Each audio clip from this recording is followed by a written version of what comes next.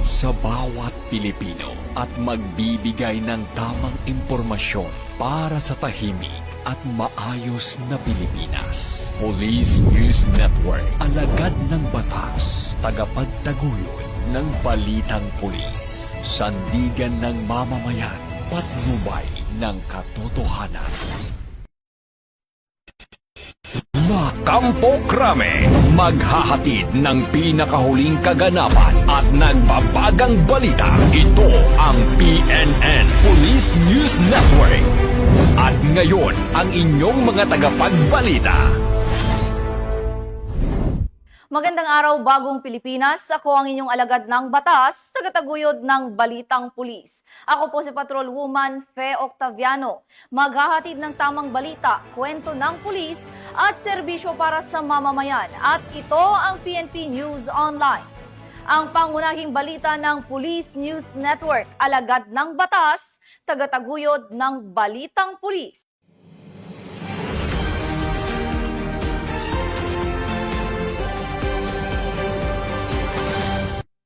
Ngayon ay araw ng Sabado at narito ang mga balitang nakalap ng ating PNN correspondents sa loob ng linggong ito.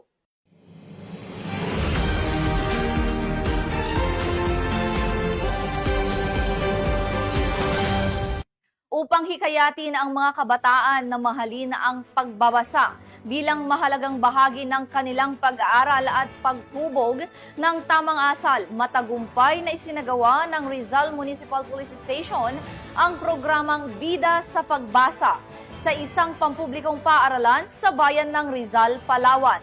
Yan ang balitang hatid ni Patrol Woman Eloisa Joyce Beredo. Matagumpay na isinagawa noong ika-1 ng Setyembre taong kasalukuyan ang Bida sa Pagbasa Community-Based Reading Project sa Inbo Elementary School, Barangay Kanipaan, Rizal, Palawan. Pinangunahan nito ng mga tauhan ng Rizal Municipal Police Station sa pamumuno ni Police Staff Sergeant Felix A. Ponciano Jr. sa ilalim ng tuwirang superbisyon ni Police Captain Nolly S. Vergara. Nakipagtulungan din sa programa ang iba't ibang organisasyon kabilang na ang LYDC members, Basa Batuta Organization, Palawan Helping Hands, Muslim Student Club Rizal Chapter, Rizal Children Organization, Pagbasa Youth Association of the Philippines, Rizal Organization, Dr. Jose P. Rizal, Gabay Kalinga Foundation at ang Philippine Marines. Kabilang sa mga isinagawang aktibidad ang pamamahagi ng school supplies, libreng gupit, feeding program at iba pang masayang palaro para sa mga kabataan. Mainit naman ang naging pagtanggap ng mga guro ng Inbo Elementary School na pinamumunuan ni Gunoong Alwin L. Bakayan, teacher in charge. Ipinahayag ng Rizal Municipal Police Station at mga katuwang ng organisasyon ang kanilang pasasalamat sa lahat ng mga sponsor na tumulong upang maging matagumpay ang proyekto. Natapos ang programa na may positibong resulta, nagbigay saya at nag-iwan ng inspirasyon sa mga kabataan at kanilang pamilya. Ang matagumpay na pagpapatupad ng Bida sa Pagbasa Community-Based Reading Project ay patunay na masinop ang pagsasabuhay ng 7-point agenda ni Acting Chief PNP, Police Lieutenant General Jose Melencio C. Nartates Jr., particular sa pagpapatibay ng ugnayan sa komunidad, pagsusulong ng edukasyon at kabataan at pagpapalakas ng kooperasyon sa pagitan ng Philippine National Police at iba't ibang sektor ng lipunan. Sa pamamagitan ng mga proyektong tulad nito, higit na nagpapatunay na ang kapulisan ay hindi lamang tagapagpatupad ng batas kundi katuwang din sa pagbibigay ng kaalaman, kalinga at serbisyong makatao. Nagbunga ito ng mas matatag na tiwala at suporta mula sa mamamayan na siyang pundasyon ng isang ligtas at maunlad na pamayanan. Mula dito sa Palawan Police Provincial Office, ako ang inyong PNN Correspondent Patrolwoman Eloisa Joy Beredo, alagad ng batas, tagataguyod ng Balitang Pulis. Maraming salamat, Patrolwoman Beredo. Nagsagawa ng Community Outreach Program ang Police Community Affairs and Development Group sa Caloocan City bilang bahagi ng kanilang patuloy na advokasya na palakasin ang ugnayan ng pulisya at mamamayan. Narito ang report mula kay Police Corporal Abigail Rojas. Sa patuloy na hangarin ng kapulisan na maging kaagapay ng bawat mamamayan, inilungsad ng Police Community Affairs and Development Group katuwang ang Caloocan City Police Station at sinuportahan ng Regional Police Community Affairs and Development Unit NCR ang isang community outreach program sa Sugpo Covered Court, Barangay 8, Caloocan City nitong September 3, 2025. Tampok sa programa ang serya ng lectures tungkol sa Safe Space Act o Republic Act 11313, Anti-Rape Law, Anti-Illegal Drugs, Anti-Terrorism at Crime Prevention. Bukod dito, ipinamamahagi rin ang mga information, education and communication materials upang higit pang mapaigting ang kamalayan ng mga residente. Kasabay nito, tumanggap din ng food packs ang mga benepisyaryo bilang karagdagang tulong sa kanilang pang-araw-araw na pangangailangan. Ang kapulisan ho ng Caloocan ay hindi naman nagsasawang gumawa ng mga ganitong programa sa barangay. Halos every week ho meron kaming schedule na community awareness program sa both sa Caloocan North at Caloocan South. Ang nasabing inisyatibo ay patunay ng dedikasyon ng PNP sa pagbibigay ng serbisyong hindi lamang para sa seguridad kundi maging para sa kapakanan ng bawat Pilipino.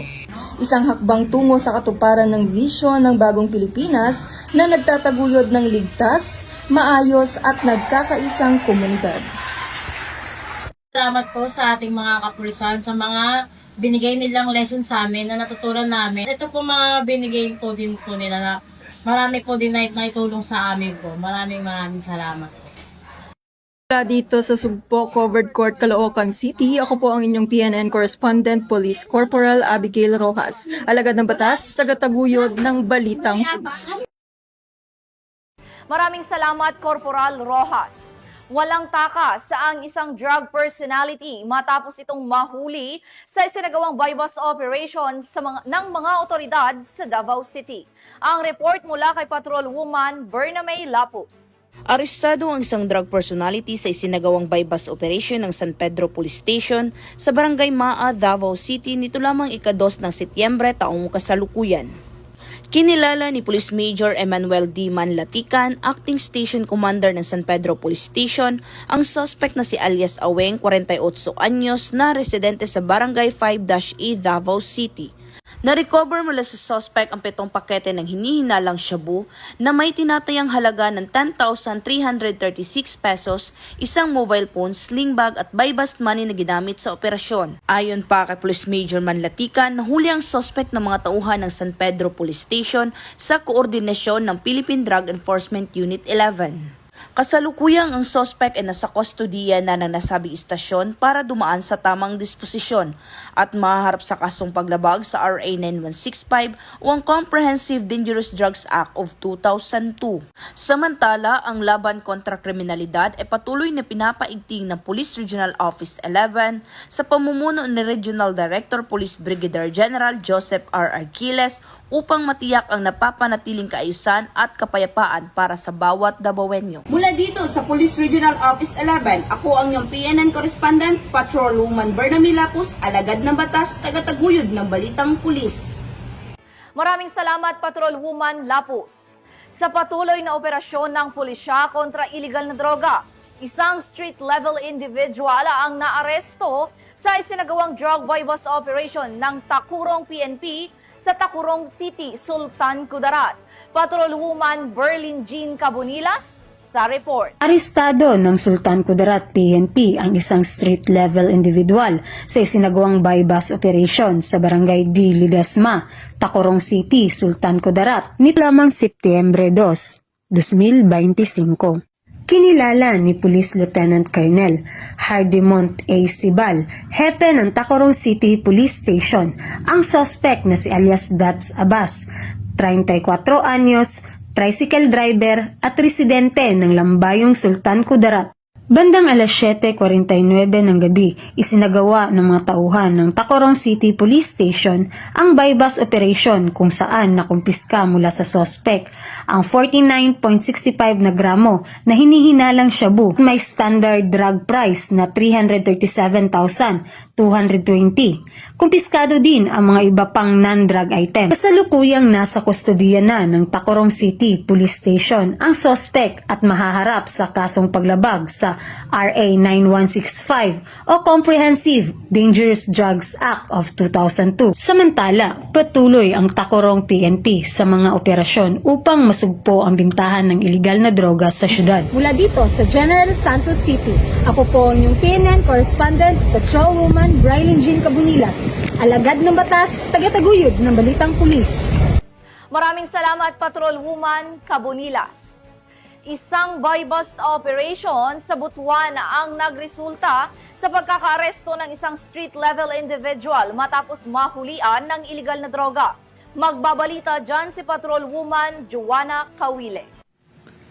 Arestado ng mga operatiba ng Butuan City Police Station 1 ang isang lalaki na nakilala sa alias na Bangkay o Bembem matapos mahuli sa kasong pagbibenta at pag-iingat ng ipinagbabawal na gamot. Kinilala ang suspect na si alias Bangkay o Bembem, 25 taong gulang, binata, walang trabaho at residente ng Purok 8, Santa Lucia, Barangay Mahogany, Butuan City. Na-recover mula sa kanya ang humigit kumulang 0.5 gramo ng shabu na nagkakahalaga ng 3,400 pesos, buy-bus money na 500 at ilang drug paraphernalias sa ikinasang buy-bus operation sa Purok 1, Barangay Baan, Riverside ng naturang lungsod. Batay sa ulat ng pulisya, si alias Bangkay ay matagal nang minomonitor at kabilang sa mga tinaguriang street-level individual drug personality. Bago ang operasyon, 2 beses pang nagsagawa ng test by ang mga otoridad na nagpatunay na aktibo itong nagbebenta ng shabu. Ang operasyon ay pinamunuan ni Police Lieutenant Bonifacio Castro, team leader ng Station Drug Enforcement Unit,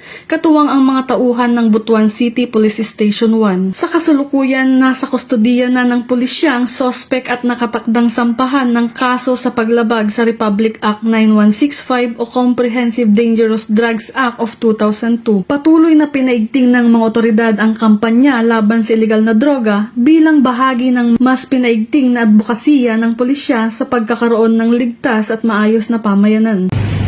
Mula dito sa Police Regional Office 13, ako ang inyong PNN Correspondent, Patrolwoman Joanna Kawili, alagad ng batas, tagataguyod ng Balitang Pulis.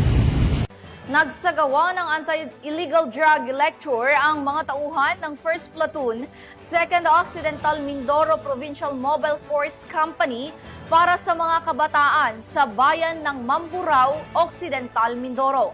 Yan ang tinutukan ni Patrolwoman Abigail Datu. Patuloy na isinulong ng Philippine National Police ang programang pang-edukasyon laban sa iligal na droga sa mga paaralan.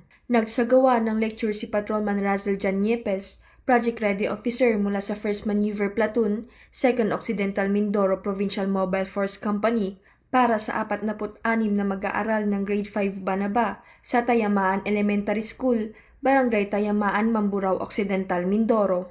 Tinalakay sa nasabing lecture ang Lesson 2, pagsunod sa batas at pagsasaalang-alang sa mga bunga ng desisyon na nakatuon sa pagpapalakas ng kakayahan ng mga kabataan upang tumanggi sa pamimilit at tukso na gumamit ng ipinagbabawal na gamot sa pamamagitan ng matatag na pagsasabi ng no o hindi. Layunin ng aktibidad na bigyang kaalaman ang mga kabataan hingil sa iba't ibang uri ng pressure, matukoy ang mga pinagmumulan nito at maipamalas ang mga natutunang aral sa kanilang pang-araw-araw na pamumuhay. Ayon sa Philippine National Police, ang pagbibigay ng tamang edukasyon sa mga kabataan ay mahalagang hakbang upang sila ay maging responsable, ligtas at malayo sa masasamang impluensya. Sa ilalim ng 7-point agenda ni Acting Chief PNP, Police Lieutenant General Jose Melencio C. Nartates Jr., higit na pinaigting ang kampanya laban sa iligal na droga bilang mahalagang bahagi ng malawakang laban kontra kriminalidad, isang direktiba na nakatuon sa disiplina, integridad at malasakit tungo sa isang mas ligtas at maayos na bagong Pilipinas. Pinagtitibay ng Philippine National Police ang mga ganitong programa ay mahalagang bahagi ng kanilang advokasya upang maisulong ang isang mas ligtas, maayos at matatag na lipunan. Mula dito sa Calapan City, Oriental, Mindoro, ako po ang inyong Police News Network Correspondent, Patrolwoman Abigail B. Dato, alagad ng batas, tagataguyod ng Balitang Pulis. Maraming salamat, Patrolwoman Dato. Pinurihan at pinasalamatan ang mga tauhan ng Revitalized Police sa Barangay Makabugos ng Police Regional Office 5 sa isinagawang makabagbagdamdaming turnover ceremony sa Barangay Makabugos, Libon, Albay. Yan ang balitang hatid ni Police Staff Sergeant Irene Hanitria Abad. Isang emosyonal na turnover ceremony ang idinaos ng lokal na pamahalaan at kapulisan sa Barangay Makabugos, Libon, Albay bilang tanda ng pagtatapos ng paninilbihan ng nakatalagang RPSB sa naturang barangay. Ang aktibidad ay naging pagkakataon upang maipasa ng maayos ang responsibilidad sa lokal na pamahalaan at kapulisan at higit sa lahat upang kilalanin at bigyang pugay ang lahat ng naiambag ng nasabing grupo sa Barangay Makabugos.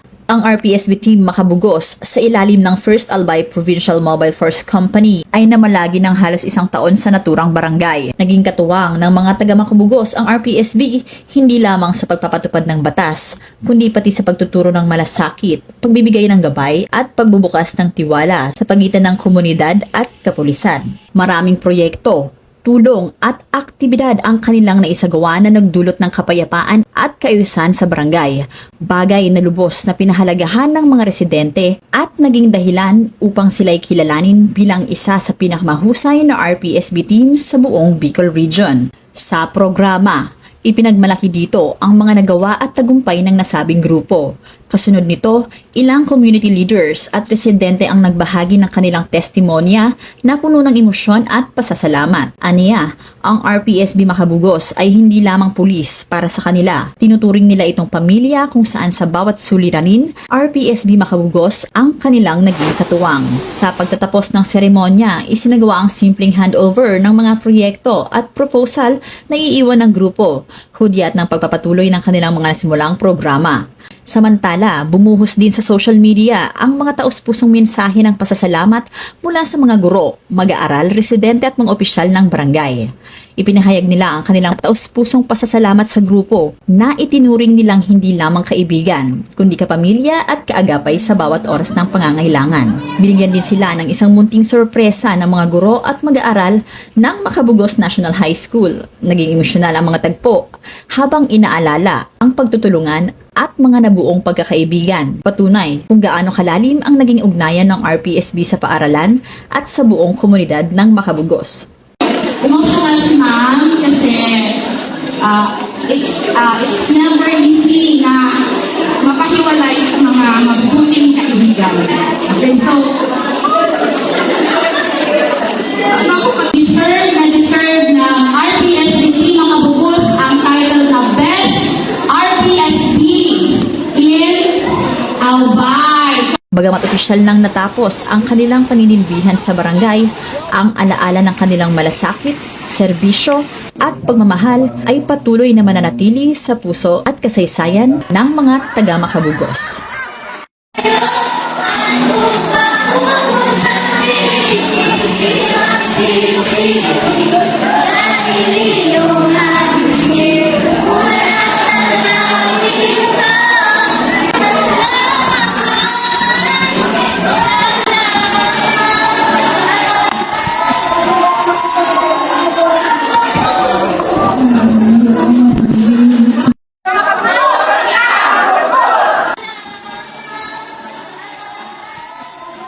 Mula dito sa Legazpi City, Albay, ako ang inyong PNN Correspondent, Staff Sergeant Irene Hanitria Abad, alagad ng batas, tagataguyod ng Balitang Pulis.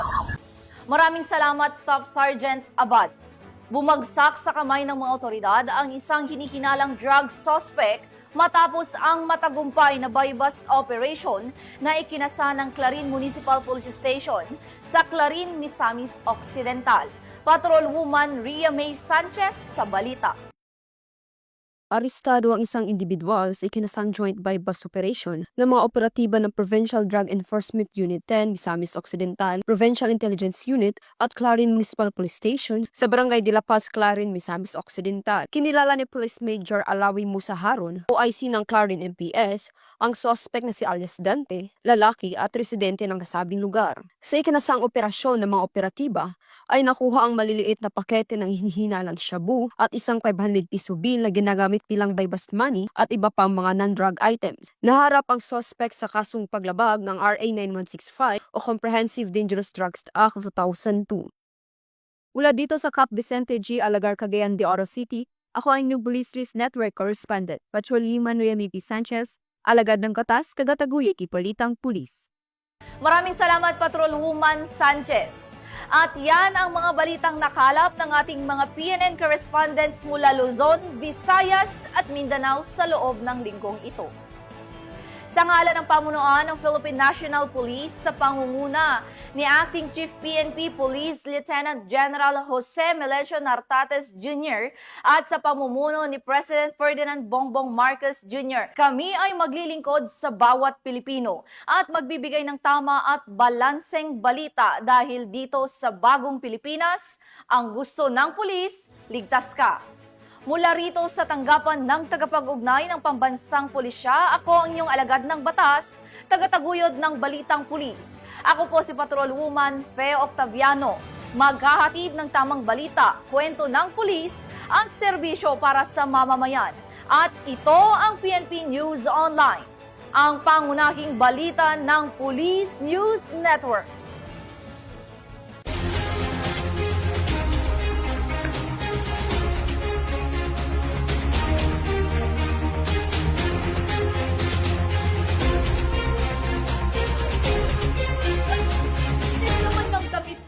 Police News Network, alagad ng batas, tagapagtaguyod ng balitang pulis.